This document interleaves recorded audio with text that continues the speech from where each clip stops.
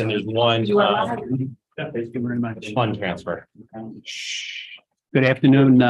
Welcome to our April meeting of Economic Growth and Development. Can I first of all get a motion to approve the minutes of our prior committee meeting? Supervisor Smith, seconded by Supervisor McGowan. Any comments?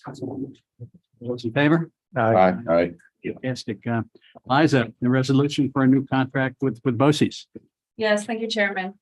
This is our summer contract that we do for the feeding program, the summer lunch program for young people, and the chef from BOSI's supervises the program. Nothing's really different about the contract for this year. It's just a few $1,000s more because of inflation and French costs that went up. Can I get a motion to get that on the floor, please? Supervisor Smith, seconded by Supervisor McGowan. So, any comments, observations? Just one question, if I could, just for efficiency purposes, would there be any objection if it's an annual contract, making it for to be renewable at the consent of each party for 2 additional 1-year terms at the same cost, plus or minus 5%?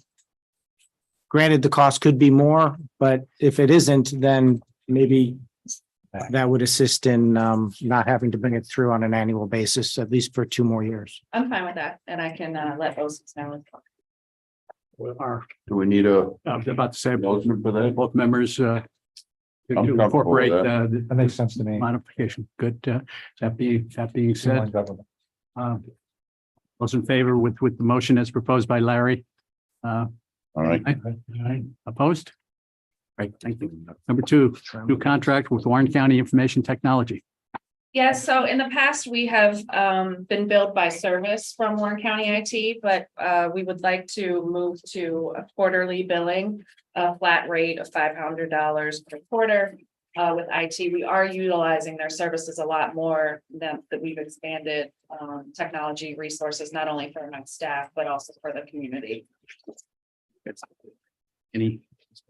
Could I get a motion to get that on the floor, please? Motion Supervisor forward. Wild, second by Supervisor Smith. Any discussion, observations? Seeing none, all those in favor? Aye.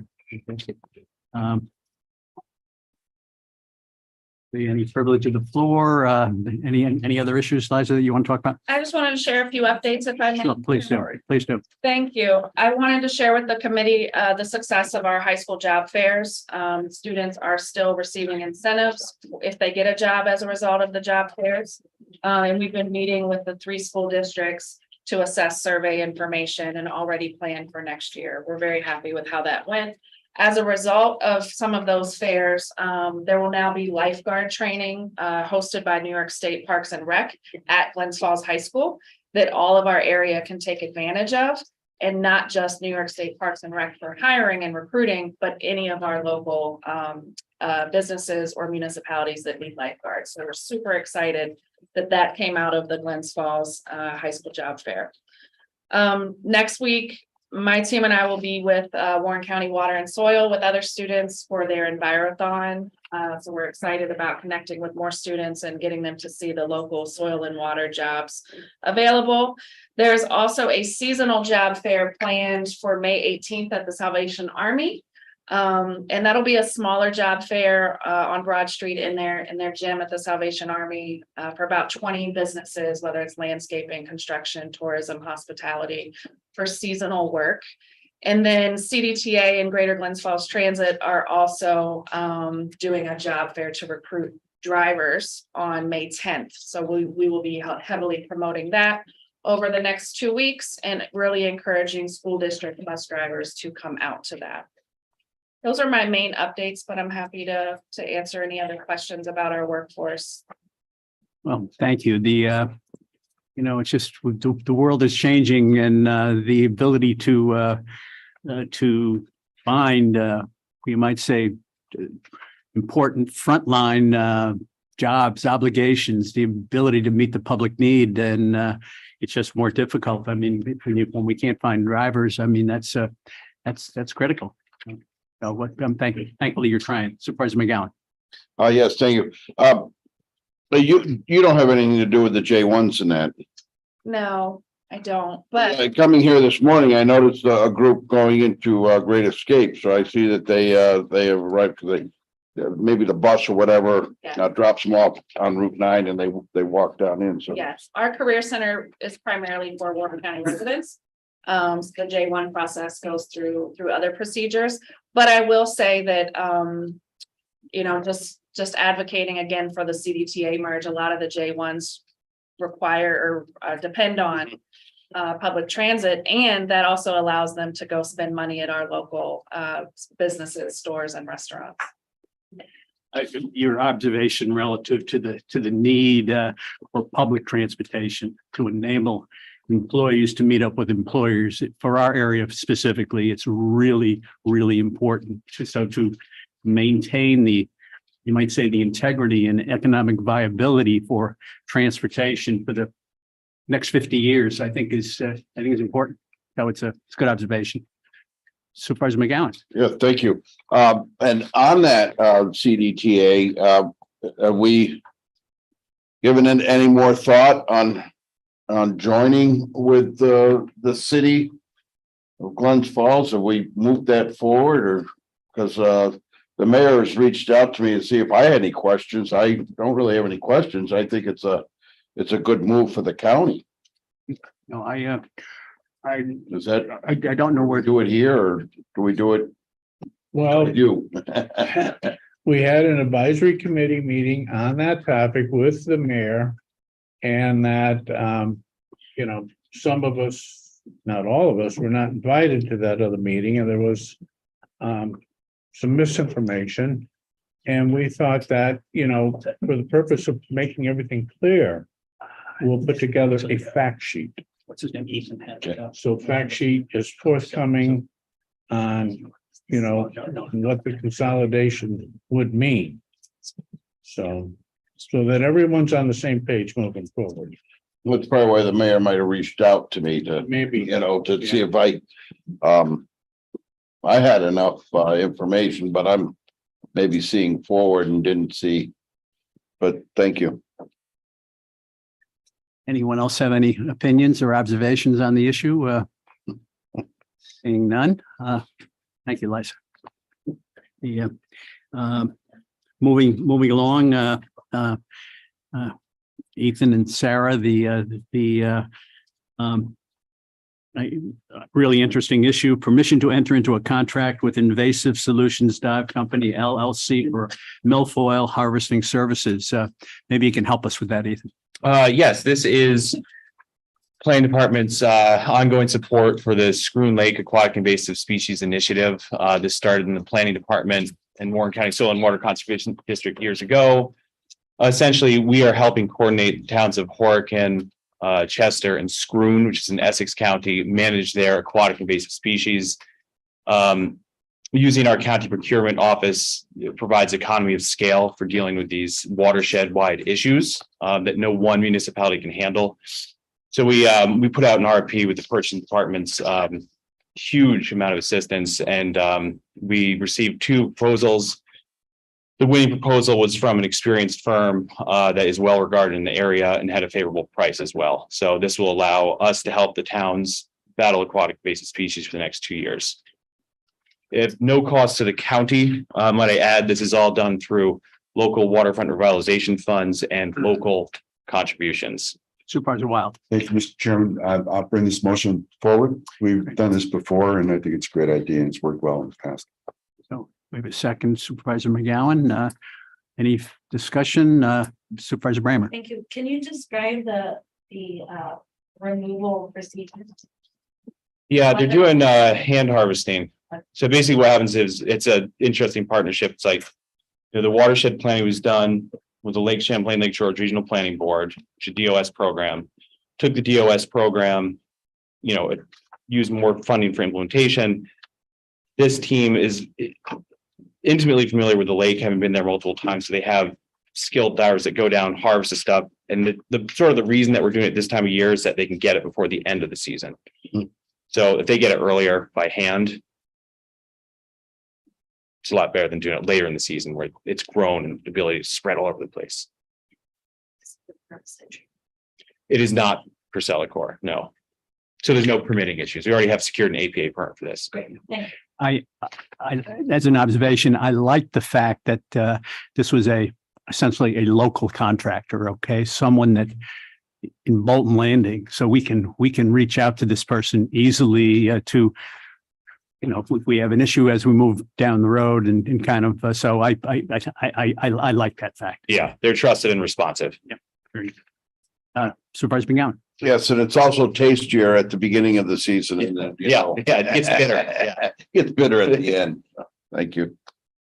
So we have a motion on the table, I think, in a second. All those in favor? Opposed? Great, fantastic. The number two, transfer of funds.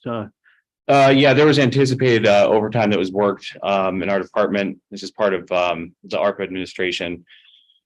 The funding is all there. I think this is a routine.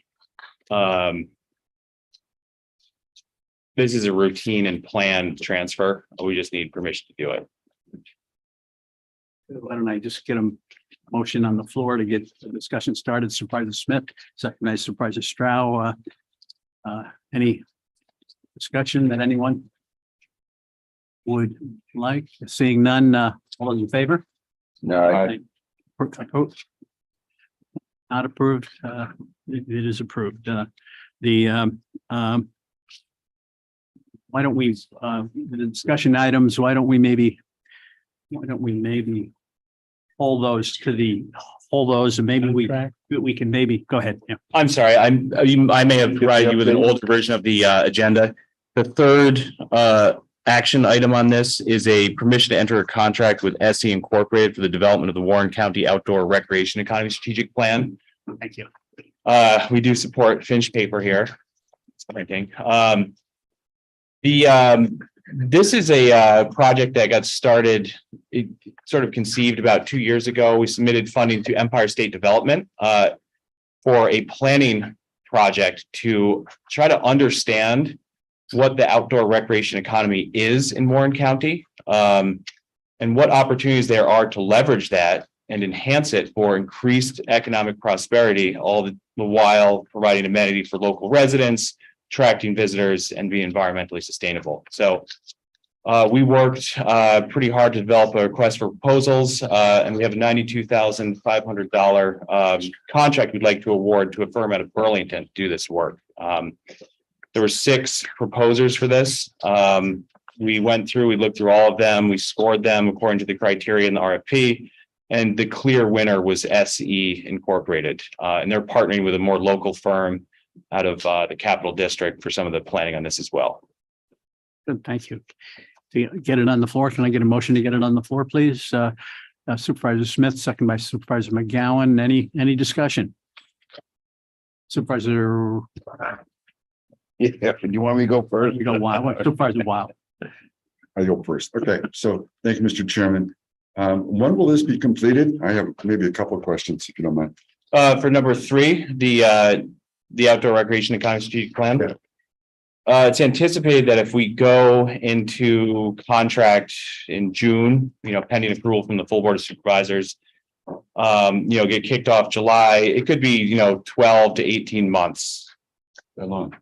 Yeah, it's a deliberative process. A lot of that goes into this is because we don't have a formal mechanism to look at the outdoor recreation economy. And it's a mix of private land managers, public land managers, whether it's, the DEC, it's groups like ORDA, it's, the people building mountain bike trails. It's, there's a large variety of stakeholders in the outdoor recreation economy, hotel owners, so on and so forth.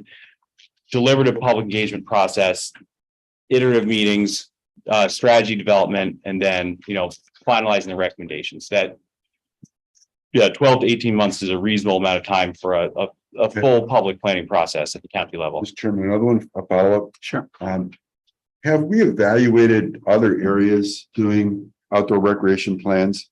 And Ethan, you and I spoke a little bit earlier today about some of the boilerplate that gets put into these plans where everybody kind of inherently understands all of that stuff. And rather the effort be focused on some tactical things Yeah, in addition to some of the strategic things.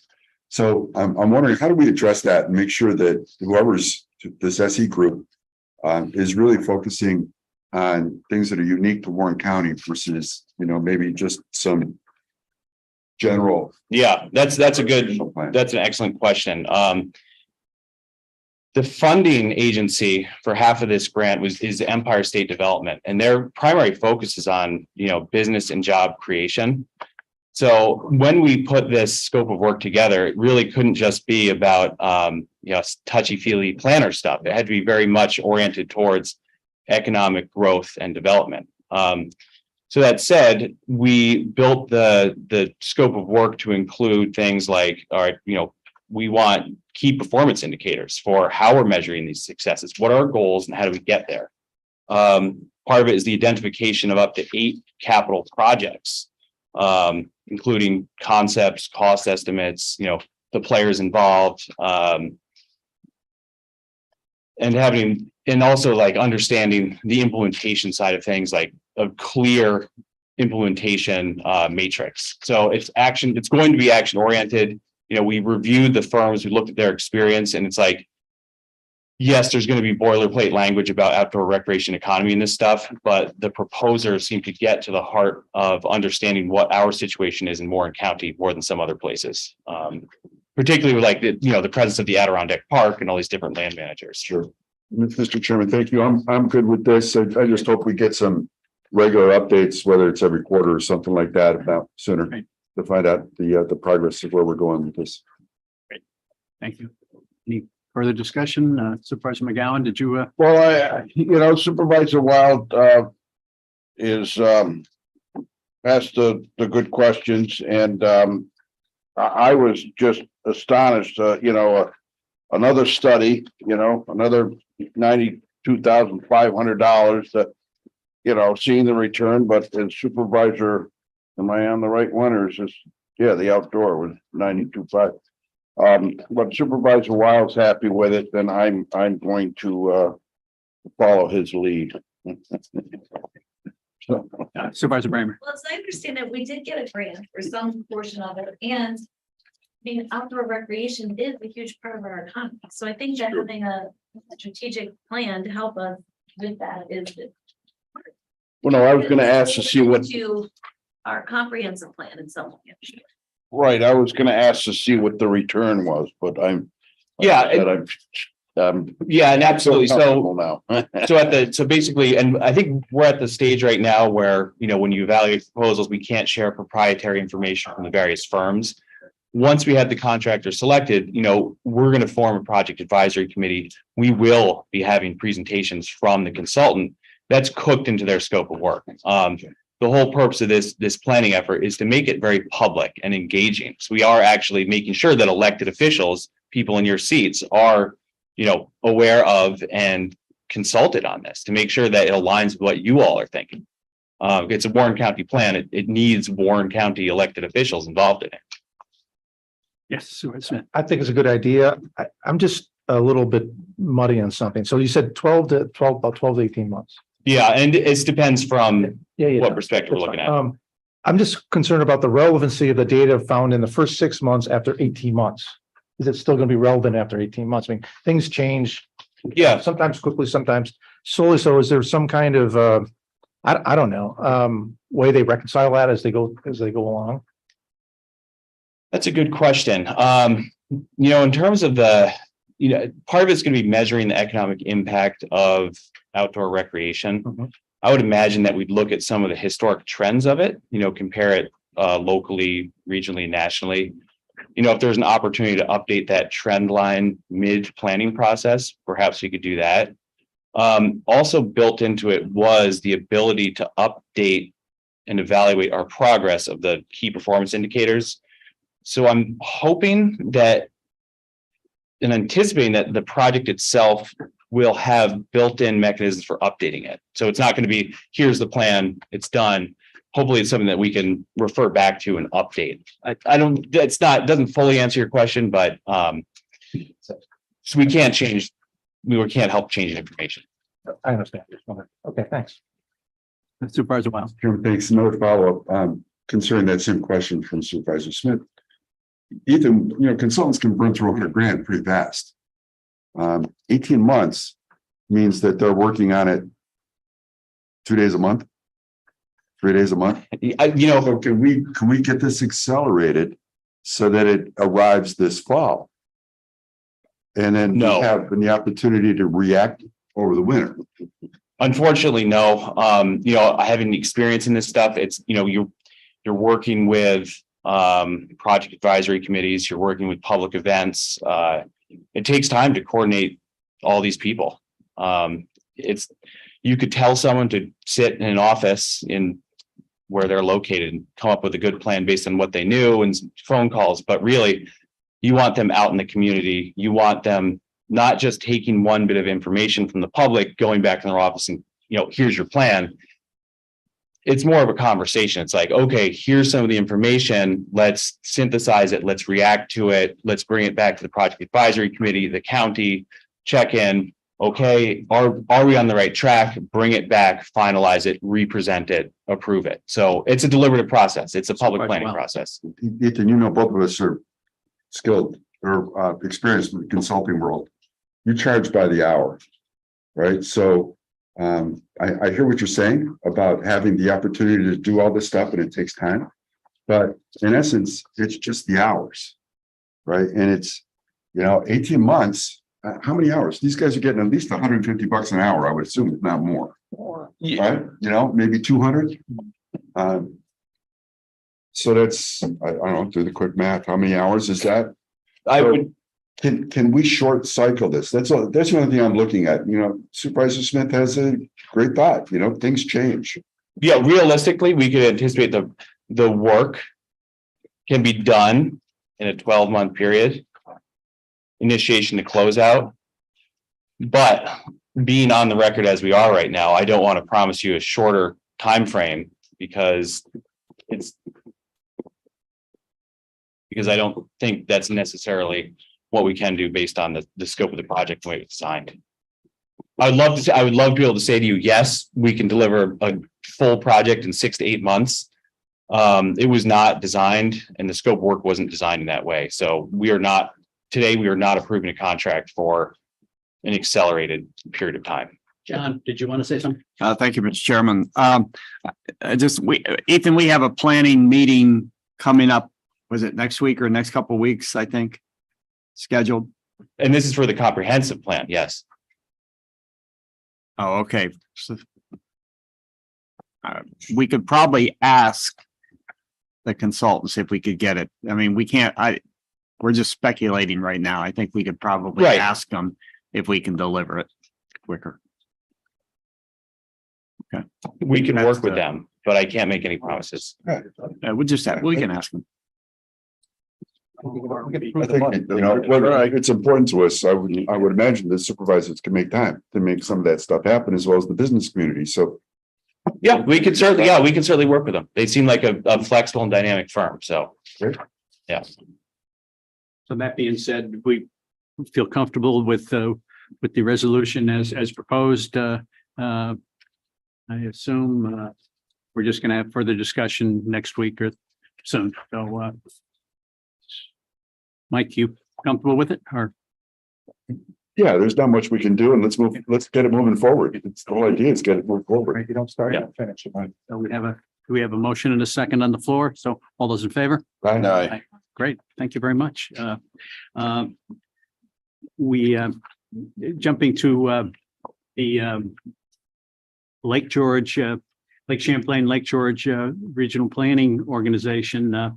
Beth Gillis is here today. Welcome, Beth. And basically, what Beth has a request to amend the Lake Champlain, Lake George MOA as the attached information includes. Do Beth or Ethan want to kind of discuss the rationale or the intent behind what we're talking about? Yeah, I'll defer to Beth, but this was on the agenda from last month. We've had an opportunity to revisit it at the last moment here. All right, well, thank you. So as you may or may not know, there is a 5-county MOA that governs how the regional planning board and the 5 counties work together. It basically said, this is what the regional planning board's going to do. This is what the 5 counties are going to do.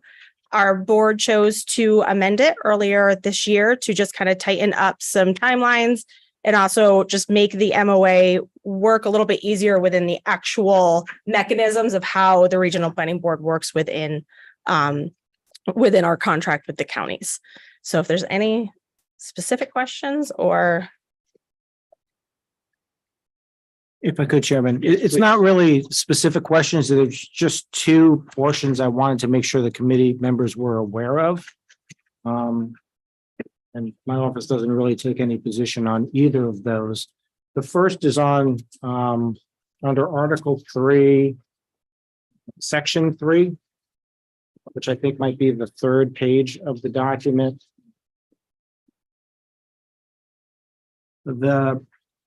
My understanding from collecting up some historical information is that a number of years ago, there was a process put in place which required the regional planning board to submit the proposed budget to the county budget officer by July 1st, and then gave the county budget officer a 2-week review period and the ability to provide some recommendations back to the regional planning board prior to the Board of Supervisors adopting the proposed budget. The modification, which I think in the concept of what the regional planning board does for this county and the other 4 counties, seems totally appropriate. Would shift that slightly so that they're providing the regional planning board through its board, which has representatives from all counties, would be providing for informational purposes only. So there wouldn't be any more potential or, let's say, right to comment back on that proposed budget. In effect, Warren County and the other 4 counties would be accepting and approving the line item for the regional planning board as provided by the board. So if there's no questions on that, I've done my due diligence of explaining it. It was just a very slight shift. The amount of money I think that, for example, last year we're talking about is about $13,000 for one. $13,213. So, Who's counting? you know, in the big picture of things, it's probably very appropriate for the county to give the authority to the regional planning board to come up with their budget and then to accept that, given its structure, its purpose, and its intent. That's not a legal opinion. It's just that it's, I think, within a purview that the supervisor should be comfortable moving forward on. And then the second is a little farther back. It's under Article 3. And it was Section 7 that's been struck out.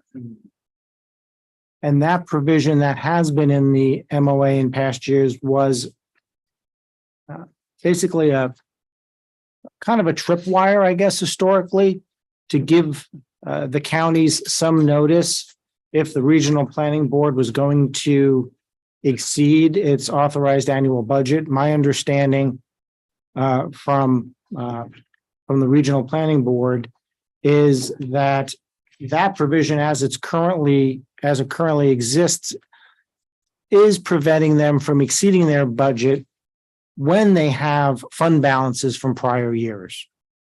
So it's the pleasure of the committee to either agree with striking that notice requirement if they're exceeding their annual budget, or as an alternative, there may be an ability to insert a little language that says that you don't need to, that would basically say you don't need to notify the counties when the additional funding over the annual budget is made from fund balances.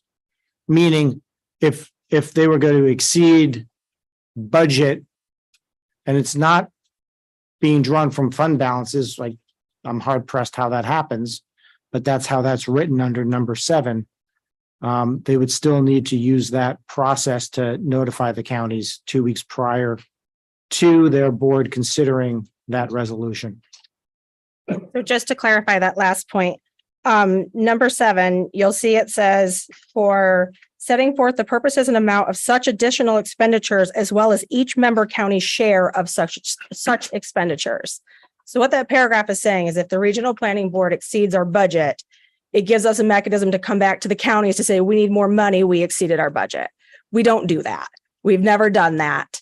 And so really the whole paragraph is really moot because it's not a workable process. It's not a process we follow.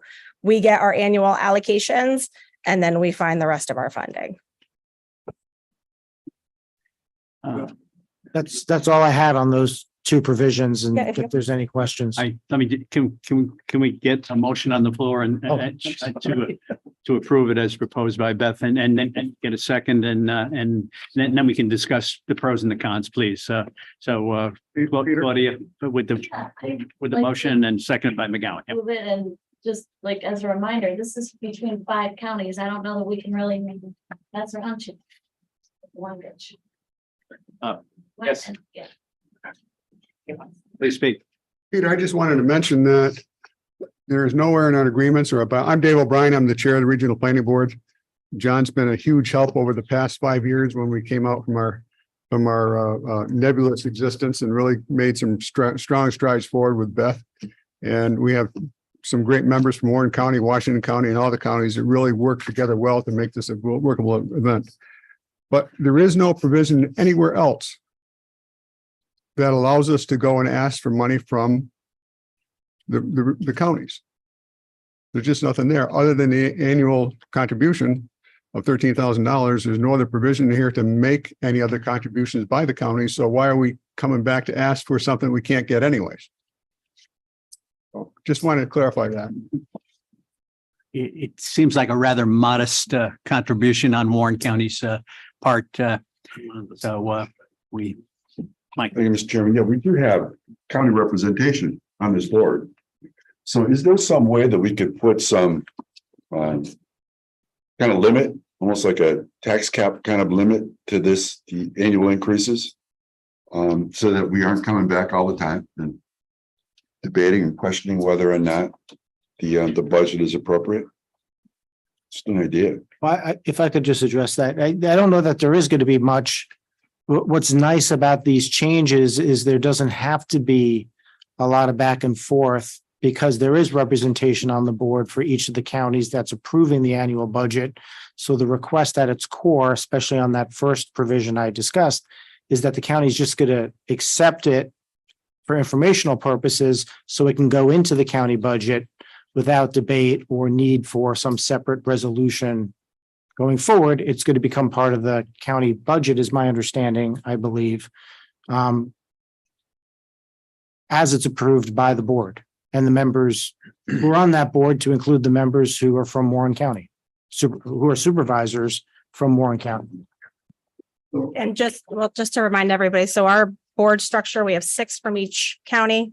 We have 3 ex officios. It's the chairman of the board, the treasurer of the county, and the highway superintendent. And then we have 3 appointed members who right now are Supervisor Strow and Supervisor Dickinson. And then we have a vacancy to fill. And so there are people, and even though the ex officios don't vote, they're still included in all of the budget work that we do as a board. They're still noticed in everything. I think if you ask Supervisor Strow, he would tell you we go through our budget at our board meeting in painstaking line by line detail. Because I like to explain everything at length. And so there is Warren County representation when the regional planning board approves its budget, the board of directors. Supervisor Driscoll. Thank you, Chairman. At a meeting earlier this week, the word contribution was made in reference to another issue. I seemed to be a 4-letter word at that time. I think that this is a budgeted item. It's not technically a contribution. So I think when when we discussed that, I mean, this is a budgeted item every year. It's not a contribution. We're not passing the church basket along. So that's just my observation. Thank you. So we have it on the floor in a second. All those in favor? All right. Opposed? I'm on the board. I do not participate in the discussion and I will recuse from voting. Okay, thank you very much. Claudia, I'm in favor. I wanted to say before those guys leave that yesterday I was at a presentation that Beth gave about the housing study that she led for the regional planning board, and it was really excellent. It was very well done. The presentation was well done, and the consultant's report that they prepared has a ton of excellent, useful information. And it's kind of a shame that we did not join in when they did their housing study, because ours is still. I know we're gonna get an update today, but I've asked Wayne for like 3 years now where our housing study is. And I just want to commend Beth for the work that she did and leading the organization to get the housing study done, to get the data out there so that we can understand factually the things that we already suspected anecdotally about the housing shortage and the reasons for that. thank you, Claudia. Supervisor Wild. Thank you, Mr. Chairman, and I agree. The study, I've just looked through it a little bit. But it looks great and I'm glad we have it. Because a lot of the things that are in there absolutely apply to Warren County. And our consultants don't have to spend any time working on that stuff. We can just hopefully take it to the next level. So it is more tactical. And what can we do today? And how can we address these problems, which is really important for us. So thank you, Mr. Chairman. Thank you, Mike. Supervisor McGowan. Yes, question for Beth. Really, this really good job here, and I'm so happy things are going well for you over there. My question, who did you use for your consulting firm to get all that information together so quickly and 5 counties to pull it together while we're still kind of struggling? For the housing study, we use Camoin Associates. They do specialize in housing. They're out of Saratoga County. I will say that there was a lot of work on my staff's end as well. We don't just hand the project over to the consultant and say, do this and come back in 6 months and show us what you've got. There's a lot of back and forth. And because Ethan alluded to earlier, there's a lot of reaction to information. So they gather information, they synthesize it for us. They gave it to us. We said, okay, this makes me think of X, Y, Z. Where can we take it from here? Or we're missing this data point because it relates to this. And, so it's a lot of people with a lot of different mindsets, just kind of constantly going back and forth and working on this. We did push it out in about 14 months. So it was about the same timeline as most plans. We did do our Forward Together plan about the same amount of time. But it's a lot on the staff as well to make sure that it's going back and that and committees. So we had committees for all of our plans as well. And so it's the commitment from them as well. Supervisor McGowan. Thank you. Do you know who we're using? Anybody know? 7 dwarfs. Huh? 7 dwarfs. 7 dwarfs. Well, the 7 dwarfs, yeah, it must be, yeah. And it's Hey, you can speak up into the mic. I don't have a problem with that. Just to jump in there. I'm not trying to put anybody on the hot seat. Yeah, no, that's fine. The regional planning board put together an excellent housing study. Warren County is also doing a housing study. It's a slightly different funding source. It's a completely different funding source. It's a slightly different approach. There's going to be some more specific information on the market in Warren County. I cannot speak in detail to this process at this point. I'm going to defer to the project managers on that one. Hopefully we can update the committee perhaps next month on the status of the Warren County housing plan. But the intention is using this plan that should be done at the latest July. Take that local Warren County plan, take the regional planning board's plan as a regional entity. Their plans generally are intended to say, okay, how do our smaller units of government make use of these and take action on them? Through the comprehensive planning process, we'd like to take Warren County housing study, Lake Champlain, Lake George Regional Planning Board study, fold that into the comprehensive plan, and then really have some good actionable stuff out of that. So. Great. John? Thank you, Mr. Chairman. It was an email this morning from Supervisor McGowan that was the first heard from me. I admit that we had a housing study. So I'll get together. I'd like to bring this back to the next meeting after I talk to the planning department and we figure out where we are on this thing.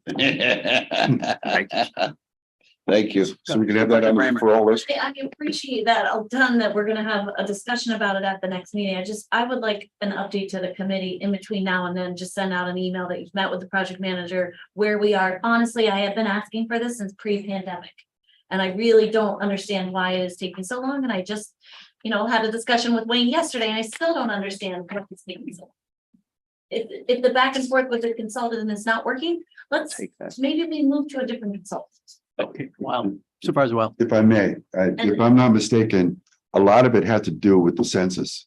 And we were waiting for census data. I believe that was an impediment to us to move forward. And we had to wait for that to be formalized. And you guys might help me with that. Am I on spot on or am I missing it? Well, no, but We do have some knowledge, and I don't want to speculate on behalf of the consultant or the project manager. The one update that I do have is that we have a pretty hard deadline on the contract for this project. And that is going to be, end of July. We got to be done with this. So, they are actively underway. The consultant was in Warren County, I think last week or the week before, actively working with different people, stakeholders, doing interviews, site visits, and they've done all the demographic and economic analysis. And I think they're now, seen as it is just about May, they're going to have to be sewing up the report and getting it on our desks in the next few months. But I will, let's have the conversation in between the next committee meeting and be prepared for the next committee meeting to, get into more detail if we want to make that. And I'll provide an interim update to you. I'll provide an interim. just a question for Supervisor Stroud. John, did you have any engagement with those consultants on the housing study? No. No. Okay. That's troubling. Okay, discussion items, Glens Falls Hospital, Should I do my? Yeah, just a quick moment of introduction. I just want to, John Huggins here from Glens Falls Hospital. He's here to talk. I know we're way over schedule right now, so I'm not going to have a long-winded introduction for him, but he's a familiar face for some of you. He's got an excellent presentation. I'm just going to let him rip. Thank you. Thanks, Beth. Hi, everyone. Like Ethan said, my name is John Huggins. I work at the Glens Falls Hospital. I work on a grant called Creating Healthy Schools and Communities that's funded by the New York State Department of Health. We're just going to wait 1 second to get John's presentation pulled up. You don't have to rush. We're here. Yeah. And while we're waiting for that, I just wanted, so John Huggins through Glens Falls Hospital, he's sort of on the front edge of Complete Streets. So Complete Streets as an idea, it has a lot of support. Wayne and I were just at the National Planning Conference down in Philadelphia a couple of weeks ago. Huge amount of money coming from the federal DOT for making our roadways safer for all users. So not just emphasizing automobiles, people walking, biking, using transit. This is particularly important in our region where we have an aging population, we have an active transportation, and we have an increasing number of motorist, bike, and pedestrian fatalities on our roadways. So John comes to this from the public health perspective, but we also have Beth Gillis here. The Lake Champlain, Lake George Regional Planning Board, they recently secured funding for comprehensive street safety planning throughout our region, and also worked with the city of Glens Falls to participate in a Thriving Communities program. This is going to have a national consultant come into city of Glens Falls and start working on improving the safety of the roadways there for all users. So there's a lot of momentum for this. We're trying to lay the groundwork, and we should all be recognizing that the more we have these conversations and prepare our municipalities to start incorporating Complete Streets concepts, the easier we're going to be able to take advantage of the federal funding that's coming down to us. It's an unprecedented amount of funding. We should be having these conversations more than once and on a pretty regular basis. Thank you, Ethan. So my name is John Huggins. I work at Glens Falls Hospital on a grant called Creating Healthy Schools and Communities, and we're funded by the New York State Department of Health. I'm in the Health Promotion Center at Glens Falls Hospital, and we have a host of other grants. And I would be remiss if I didn't mention them in the next slide just for a brief moment, and then I'll get into what I do. So what is creating healthy schools and communities? We're out in the community of Warren County and several communities, connecting everyday destinations to trails and neighborhoods. And what does that mean is we take a look at trails such as Warren County Bikeway and say, how can we connect this to a neighborhood nearby, a park, a library, whatever it may be? And we talk about signage. We talk about all the other things that are needed to make that happen. We work with local communities to put in bike repair stations, bike racks at everyday destinations. We work with businesses to put in bike racks at their businesses. So when people are using these trails, they can come right off them and go to wherever they might be going. And enhancing walkability and bikeability in our communities. Sorry, go back one more. I apologize. Enhancing walkability and bikeability, that's all part of that as well. We work with the communities to see if we can't enhance walkability through addressing sidewalk issues, through addressing crosswalks, and all the things that make a community walkable and bikeable. We're increasing access. Another part of our grant is we're increasing access to healthy food choices in Warren County, specifically at food pantries and at other locations that people who are in most desperate need, such as soup kitchens, can receive nutrition. And so we do that by buying these food pantries fridges. We work with local partners to bring in healthy food choices such as fruits and vegetables, as well as local farmers, to see if we can't connect these food pantries with them to make sure that the nutrition available to these people is the best it can be. We work with school districts to address physical activity throughout the day. So that means, how do we make it safe that kids can walk to school or bike to school? That's part of their everyday activity. We work with the PE directors to determine if we can't buy them PE physical equipment. We buy archery, we buy rock walls, you name it. My coworker Beth Hoffman has probably bought it for a school, or for in that case. We're increasing access to healthy food choices throughout the school day as well. So we're going into these schools and we're saying, hey, instead of having a cake for your child as a party for their birthday, let's give them a bin to do physical activities within the classroom, or anything like that. Or instead of, if you're providing snacks throughout the day, what can we do to make those snacks healthy? And then we're working to pass and implement policies such as complete streets, safe routes to school, Vision Zero, and a plethora of other ones at the county and local levels, to see if we can't address some of these longstanding issues. Next slide. So who are we partnering with in Warren County? We're in Warrensburg, Chestertown, Johnsburg, Glens Falls. We partner with Warren County Planning and Warren County Public Health on a lot of our projects. And unfortunately, creating healthy schools and communities is it's geographically bound to where it can work. And so right now, these are the communities in Warrensburg or in Warren County that we can work at. Next slide. So I kind of wanted to talk about what a complete street is, and this is our educational component for you all. A complete street has active sidewalks. What does that mean? It's somewhere where someone can walk. They're interacting with their local business. They can sit at benches. There's flower plots, dedicated bike lanes. This isn't on every road, but on a lot of roads that maybe are downtown or roads that lead into downtown. There's active roadways, crosswalks, where are the buses going, safe crosswalks. Can we put in a rapid flashing beacon at some of these crosswalks that maybe are significantly dangerous? So we find they're dangerous. And it's, and not every crosswalk is the same, and not every solution is the best solution, but, going in, understanding which crosswalk works and what doesn't, and the different things we can do. So for our grant, we go to singular crosswalks and say, what can we do with this crosswalk? We think it's unsafe. It's unsafe for these reasons. What can we do to address it? And we work with our partners to do that as well, to do studies if need be, or whatever we need to do to address specific issues in our community. There's planting strips. So we talked a lot about trees and how they're important to walkability. When it's shady, people are going to walk. When it's beautiful, people are going to walk and bike. And then there's green spaces. So how do we connect, parks, and how do we put in plots? Sorry, next things. So complete streets components. It's beautiful. People want to walk. What is the number one reason people walk? It's if it feel beautiful. If they're walking by a abandoned building or abandoned plot of land and there's large spaces, they're probably going to choose to go a different route or they're not going to walk.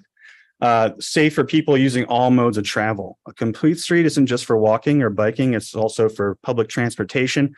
And for vehicles, vehicle traveling down the road, we want to make it safe for them too. So when they slow down for pedestrians, they're also making it safe for themselves. There's traffic calming. Sometimes a width of a road can be reduced. And when that width is reduced, people slow down. Sometimes when they see a speed feedback sign that flashes them saying you're going, 50 in a 25, hopefully that triggers in their brain, I should slow down. All these things that we can do to hopefully reduce the speed of a driver.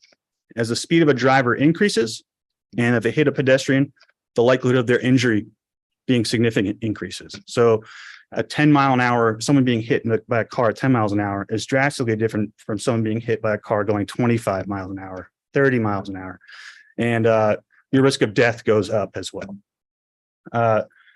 It's for all users of all abilities. A complete street is for everyone of all ages, of all genders, of all races. The ARP, I don't know why I'm blanking their name, but the group that supports the elderly community, they support this program. They think it's vital that people who are elderly in our community be able to walk and share and everything that we do in the community.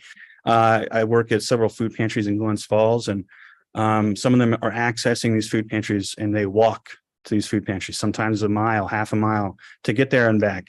And if they didn't have a walkability because they don't have access to a car, they wouldn't be able to access the resources that they need. And it's a place a complete street is a place citizens want to bike and walk. They want to be able to use that space. So next slide. So why do you want a complete street? Like I said earlier, there's fewer accidents involving pedestrian and cyclists. There's healthier residents in your community. Active living is part of your everyday health. If someone who walks and bikes is healthier than someone who doesn't. There's a lower carbon footprint. Every time you reduce one trip per day and change it into walking or biking, you're reducing your carbon emissions. Your increased mobility for those facing economic challenges. I think everyone's aware that some people in our community lack mobility, whether it be a vehicle or not have access to public transportation. So what do? They walk or bike to the place they need to go, or they do these things. So the more that we can make our communities walkable, the more access they'll have to participate in our economy and to participate in the community. There's complete streets contain a potential to transform traditional street design to better accommodate elderly users. I can't say this enough. Complete streets is for everyone of all ages. And then I think we're all here for the economic reasons. There are economic reasons to this, which I'm going to get into as well. The next slide, please. So economic implications of complete streets are active living reduces negative health outcomes. When people walk and bike, they're reducing the amount of negative health outcomes. They're going to be less obese. Low risk to having long-term health conditions are reduced, diabetes. And so when they do all these things, you're lowering the amount of economic impact there is on the local health community. Greater walkability associated with market value increase in office, retail, and residential property. The economic implications for local tax dollars is pretty large. I'm going to go into a little bit more detail on how a complete street can impact the local economy. There's been many examples, which I'd be more than happy to email to you all throughout the nation when a street is changed to allow for this to implement these complete street philosophies. There's a significant increase in the amount of people who are shopping. There's a significant increase in the amount of people who are purchasing their goods, and they spend longer in these certain communities and they spend more dollars. Walkable and well-connected areas can increase tourism. So when people come here, maybe they flew or they took the train or whatever it may be, maybe they don't have access to a car, so they're going to walk and they're going to bike. And it's pretty influential in tourism. And walking and cycling is really important to our low wage earners and the people who are facing economic challenges. Like I said before, people don't have access to a car all the time. People don't have access to public transportation all the time. We've been talking about how do people get around to the theme park. They might take Warren County Bikeway. You know, being able to connect these trails, being able to connect these communities, specifically communities that maybe are struggling, is really important, so they can participate as well and they can be part of our community. And 6 out of 7 communities reported increase in business sales after a Complete Streets project. So what happens is people spend more time on that street, people shop more. So when people bike to a community or walk to the community, they don't just go to one destination, they go to many destinations because they're there. They took the time to get there. If you drive, you go, you park, you go in, you get your item, you leave. If you walk or bike, you're walking past businesses, you're biking past businesses to get to wherever you're going. And so you're more likely to interact with that business in a meaningful manner. Next slide. Some more economic impacts. When the community is more walkable, there is an increase of home prices. So I've seen studies, many studies have come out with the average of 4.3% on average increase in home prices when Complete Streets projects are implemented around it. As the walkability score increases, home prices rise as well. Bicycle and pedestrians, like I said, shop more and spend more monies in the communities compared to drivers. Neighborhoods that invest in trails and other things like that have higher property values and increased sales tax. And Complete Streets bring private investment. When people see that the community is investing in their sidewalks, investing in their local walkability and bikeability, they end up spending their money to develop those businesses there. And it's happened time and time again. And I'll share those reports with Ethan, and hopefully he can share them with you all. Next slide. So there is a return on investment. Designing streets for pedestrians can reduce accidents by 70%. So what does that mean? People aren't going to be spending money on going to the hospital. People aren't going to be having to repair their cars and all these things. And there's an economic driving force there. Households that live in a community that is walkable and bikeable, maybe they choose not to have a car, or maybe they choose to bike more often, so they're not putting additional miles in their vehicle. And so they're going to spend on average 20% less on transportation than households with Complete Street communities. And after implementing Complete Streets along their main corridor, this is just one example.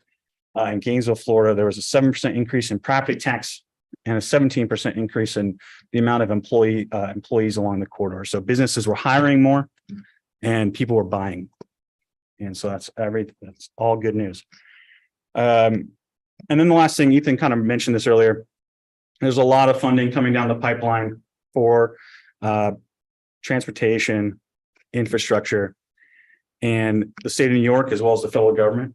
And the state of New York in December 2022 passed Complete Streets legislation, increasing their funding by 7% for Complete Streets projects. So now they fund 87.5% of the total cost of the project. So 7% is a huge deal. I think there's also on the Regional Transportation Board, we get a voting. There's a new voter as well in regards to transportation. And so more money is coming. In order to access this money, the majority of people have to have a Complete Streets policy. City of Glens Falls just passed a Complete Streets policy, and that allowed them to gain access to other grants. And so, we're really focused on what can we do in Warren County at the municipal and county level to bring this funding here. What can we do to address specific crosswalks? What can we do to connect Warren County Bikeway to our everyday destinations and neighborhoods? And we're out in the community. We're doing the work. We've been doing it for, I think this grant has been reiterated for the past 20 years. So we have 3 more years in this grant cycle, starting June 1st, and we're eager to do more work. And then hopefully it will get renewed in 3 years. Brad. Well, thank you. Really nice, great presentation. And the more, what you brought up was streets and bicycling and that, and, we have a beautiful bike trail, Warren County up to, and, you know, I drive up and down Country Club all the time. And, you know, we have a foot on either side. Yeah. You know, and the amount of, you know, and then people have to come out onto Country Club and then go up, you know, around. And I'm saying to myself, you know, we have that big edge there along the, you know, the golf course or something where, you know, why we couldn't have widened the path. So one of the things, it just kind of dawned on me, since we're repaving roads, is why can't we go a little bit wider and, you know, and hug one side with the white line and give, you know, a lane where, you know, bicyclists would feel safer. Yeah. I mean, I come up Country Club and, you know, and especially when I see younger kids, but I'm kind of the one that likes to go around, even though I don't really have to. And plus, you know, my mirror sticks out there pretty far, but, you know, but I'll come and I'll hug that line or get over that line. And a lot of cars coming the other way, most will see what I'm doing and they'll move over a little too if they can. If not, I'll slow down, you know? Yeah. But if we can, you know, if there's grants and monies, you know, because we got to pay by the foot on this, the pavement, but if we can just widen some of these, especially that Country Club corridor there, would be nice. Yeah, that's fantastic. It's a great example of the complete street project. What I immediately think of is if there was a complete streets policy, you could say in your policy, hey, when there's an opportunity to repave or when there's an opportunity to repaint, what are we doing to do that? And right now, if that's not being thought of, then just having in the policy alone would allow you the opportunity to think through those things. It doesn't mean you have to do it. It just means that, you know, you're thinking exactly how you're thinking and what can we do? There is money to do these things. You know, that would have to be talked about and I can figure it out. Well, West Mountain, excuse me, in West Mountain yesterday, there was 3 bicyclists on it, you know, and you're talking less than a foot on that white line. And of course they're, you know, and then you look at those little darn tires sometimes on those bikes and I'm saying to myself, geez, Yeah. you know, they got 100 pounds in them on, you know, on these, on some of the, you know, faster bikes or, you know, pedaler bikes that they are, the exercises or whatever you want to call those. Yeah. You know, it's not like my electric bike with big fat tires. I don't worry about it, but that'd be something that I would see, that we give the people that option to make it a little bit safer. Yeah. That's Yeah, I think Supervisor McGowan's hit the tip of the iceberg. I think the elephant in the room is space.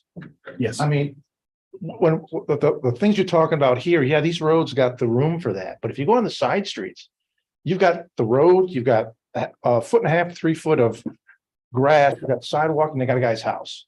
Absolutely. I mean, other than putting in the yellow blind man Legos, you know, the things that look like buried Legos, the blind man walks, they go, oh my God, I'm gonna get killed. I'm gonna walk into the street. So putting those out everywhere. I mean, how do you address those side streets that you just can't get any wider? That's a great question. So there's a couple different things, and without having, you know, without looking particularly at any street, you know, sometimes the best answer is a road doesn't have to have 2 lanes. It could be a shared road where you know, one car kind of goes through and you slow down. I think you've all seen those. There's prime examples. But on a side street, maybe necessarily a bike lane, maybe not be the solution. A solution might be putting out at crosswalks. You could put out bump outs where people are in the crosswalk for a shorter period of time. You could put out other things that are traffic calming so that when people are going through that space, they're going slower. Every road is different and there's solutions to every road. And one solution isn't going to fit every road. But just the fact that you're thinking about that, it's like, how can we do we just go and can we do a demonstration day maybe and show you a side road, what a side road could look like? Supervisor Driscoll. Yeah, thanks, Chairman. Thanks, John. Thank you. I've already registered for a conversational meeting that you're going to be doing on Monday, May 15th. I think that's going to focus on the food nutrition Yes. components of your program. But can you just inform those members here today what that's going to all be about? Yeah, thank you very much. May 15th at 1 o'clock at Glens Falls Hospital in the Community Learning Center, we're hosting a food pantry coalition meeting for all food pantries of Warren and Washington County to come together to address some longstanding issues. Right now, there hasn't been a collective group that exists to address some of the issues. And we're really focused on how can we collectively purchase things? How can we, some food pantries might have an excess of food while other food pantries don't, and how can we get those, really to address some issues that can't be addressed if we're not all in the same room. But if anyone wants to attend, you're more than welcome to attend. It's going to be food pantries. Hannaford will be there. Stewart's will be there, and many other people who are part of the food charity system will be there, as well as all the food pantries, Warren County and Washington County Public Health, as well as some other organizations. Supervisor Wild. Thank you, Mr. Chairman. Just curious, do you have any street that you are targeted to do something with? Because I'm racking my brain to figure out how we could do some of this stuff. I think about downtown Glens Falls, it's Route 9. So the state's going to get involved in that discussion, right? Can we do one way? Then what do you do with the rest of the traffic? So I'm just curious if you have anything targeted right now. So this past year, we've been focusing specifically on singular crosswalks throughout the communities. And so, I understand that the state routes are an issue. Glens Falls is unique in that it's has a special designation. They're allowed to control what goes on their state route throughout the city of Glens Falls. And we're trying to figure out, can other communities that have their state route go directly through their main street, can they also have that ability? Because that is a big hindrance on a lot of these communities. So we have navigated the state and figured out what the process is to address specific issues on a state route. It is long, it is tedious, unfortunately, but the fact that now we know it and we know the process and what the requirements are, we have been sharing the information with local municipalities, and we've been successful several places. As far as a particular street, we've done demonstration days in Glens Falls, and Ethan, as well as other organizations were there, where we put in multiple different forms of bike lanes in different iterations, from a Shero to a protected bike lane and everywhere in between. And we said, this is what it could look like. And we're planning on doing other ones in the future. These demonstrations are solely to inform the public as well as you all on what can be done. I'd be more than happy to share some examples with you. And maybe I can send it to Ethan, and Ethan can share it with you all. There are many, many examples of different streets and approaches they took to address these specific concerns. We are in Whitehall. We did an event there several years ago before COVID, and we're finally now implementing, just because of COVID, where we are putting it's a corridor, and there's speed feedback signs, improved crosswalks, bump outs, and several other things along this corridor that directly links the library, the community center, and several other facilities to several neighborhoods. And so, we're targeting specific corridors that we really truly feel are important to connecting the community. Thank you, John. I think your message is excellent. The city of Glens Falls, particularly where I live, children walking to school, walking to elementary school, particularly on Ridge Street, where we have busy crosswalks. Okay, so let me maybe mutually, I'd like to pick out a crosswalk in Glens Falls, maybe bring it to your attention, and maybe we can work on it together to see if we can't improve and come up with a vivid, specific example of an improvement in terms of a crosswalk, particularly for children in the city. And most of them walk to elementary school. Yeah, so that'd be excellent. I would love that. Thanks. I've been asking, well, I've been with Aaron Frankenfeld for the crosswalk to be improved over Route 9 to Crandall Park from at Webster Ave, and we just can't seem to make any progress. But maybe now that there's a new procedure, or we understand the procedure better about the state route, that would be great. I would like for the county to consider a complete streets policy. I don't know if we are doing that or if we can refer it over to Kevin Hajos's land and get their committee to think about doing that. What do you think? Anybody? Oh, so the committee was longer. Maybe DPW or whatever. You know, You talked about this. we're not putting any more thing on Kevin Hajos until that jail is moving forward. Oh, like idiot. I talked to Kevin about that country club thing. It's very difficult because of the limited land ownership, but Is that the code name for the? Hey, we should be adding. I don't know why the country club wouldn't say, hey, look. We can give just. Yeah, I don't know. I don't know that we've ever even asked them. Well, Is that something that should be towns or the county? Ethan. I actually, just to jump in, I didn't, We have a complete streets. Queensbury's adopted complete streets. I didn't want to belabor that. This was on the agenda, but I know we were running so long. We are going to be receiving proposals for a $200,000 study. We secured funding from the Northern Borders Regional Commission. They're going to be looking at Feeder Canal Trail, Warren County Bikeway. The whole idea is, how do we make these trails connect to our downtowns? How do we address the gaps between the trails? And then how do we address also the on-road sections? Because that has been brought to my attention. I've ridden it, I've watched it, I've observed it. I knew you were working on that Yeah, study. and so May 11th, we're going to have proposals, and then hopefully, I think by our May committee meeting, we'll even have something in front of this group to consider for going to contract with a firm to answer these very questions. Awesome. Yeah. Moving right along. Go ahead, Clay. Yeah. Complete streets policy like Queensbury did. For the county, for at least to, like he said, to consider these concepts. Doesn't mean we have to implement the solution in every situation, but When Glens Falls do it, The city of Glens Falls. Queensbury's already done it. We've already done it, we own roads that Thanks to we John. manage, right? Yeah. For the county road. Oh, county roads. How far do we want to go with this? Okay. There's a bit of nuance in this, and the planning department is certainly, we are aware of, we're coordinating with John and the Valley of Complete Streets. At this point, we can work, and I haven't talked to Kevin about Complete Streets. So when we're ready to bring something to the committee with enough internal coordination, it's like, supervisor's point, it's like, let's think about capacity and Two more items Approach, on yeah. discussion items. Mike, did you want to say? Yeah, just Mr. Chairman, I'll be brief if I can. I'm worried about the staffing levels to support all these things.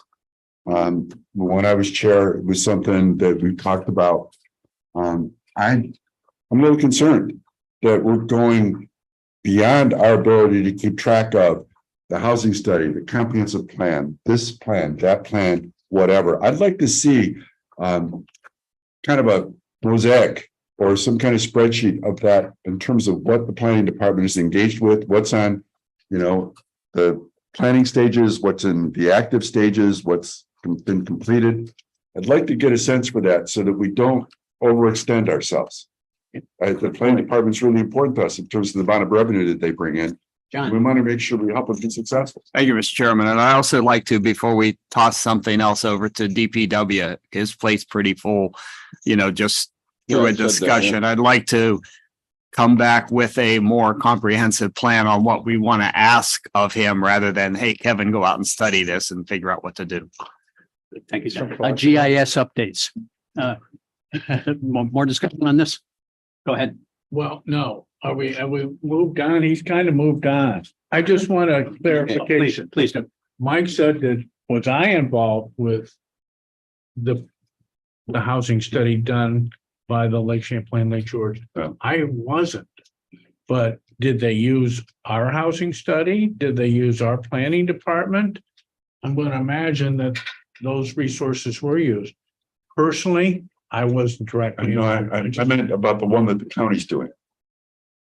Where the consultants that were here a week or so ago Well, involved with you, and maybe I should have added your team. yeah, Thank you, John. And the answer is no.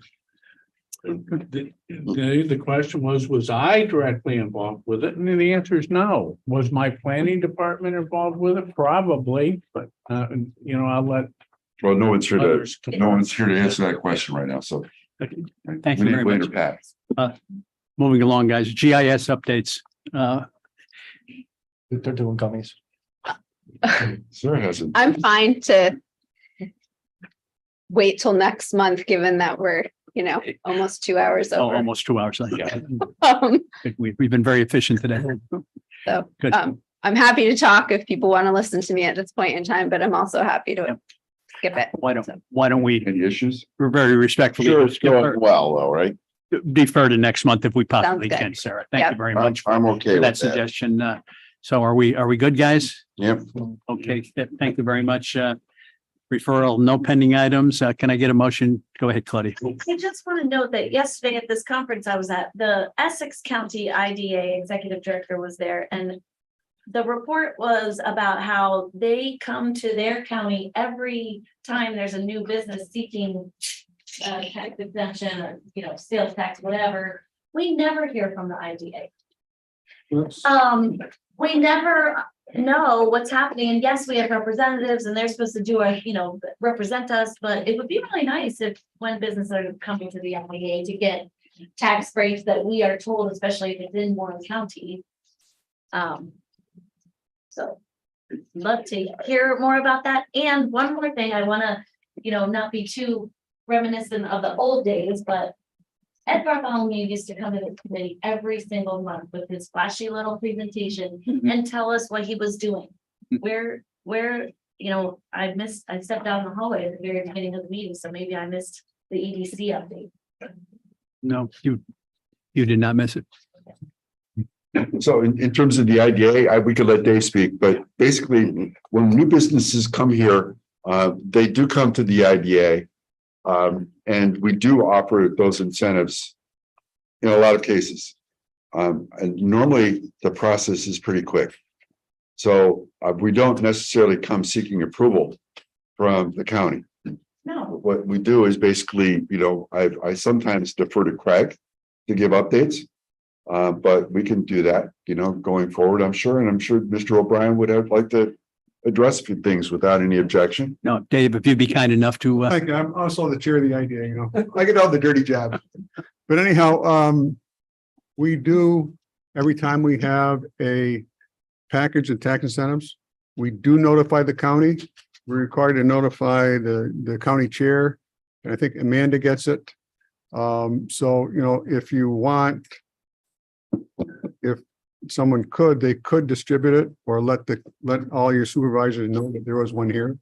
We also send, every time we have a meeting, we also send notices out to the counties. So in Washington County, our county administrator, excuse me, our county clerk, the chair of the board, the clerk of the board, I'm sorry, also distributes all to the supervisors on their group email. So, if you could ask your super, I did it again, to distribute that would be fine. Amanda definitely does distribute those. They come with our monthly meeting packets, but half the time that's like after you've already approved the package. And I'm not asking for, some veto thing, because Larry has already told us we don't have any say in that, but it would be nice to know that, and it could be good for the business too, to be welcome to the community and give them some PR about, hey, we're coming to the community. But we never hear anything about that. Supervisor Wild. Mr. Chairman, thanks for Dave. Dave, you put together a presentation, just I think our last meeting, with all the different projects we have, the number of jobs created, and so on and so forth. I think you did it for, some of the Washington County supervisors, but you shared it with us on the board.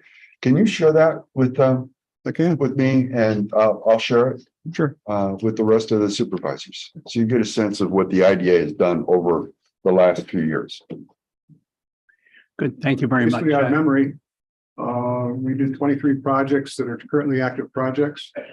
In every year, we are required to get a job count from each business of what they create in terms of jobs based on what they promised to.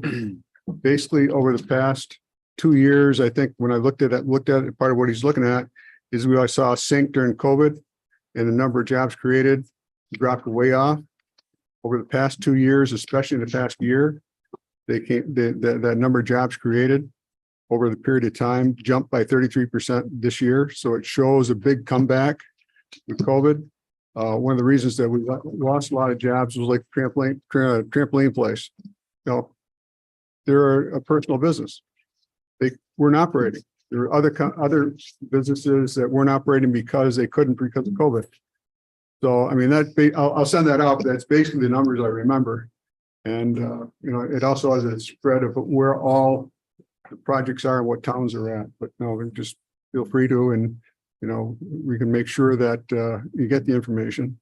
We are going to a part where some of this information we distribute. We did do it we're required by law to do it by mail, certified mail. Well, we can also provide that by email to Amanda, and she can distribute it to whoever wants it. Good. Thank you, Dave. Appreciate that. Privileges of the floor. Anyone? Can I get a motion to adjourn, please? McGowan and Stroud. Thank you very much.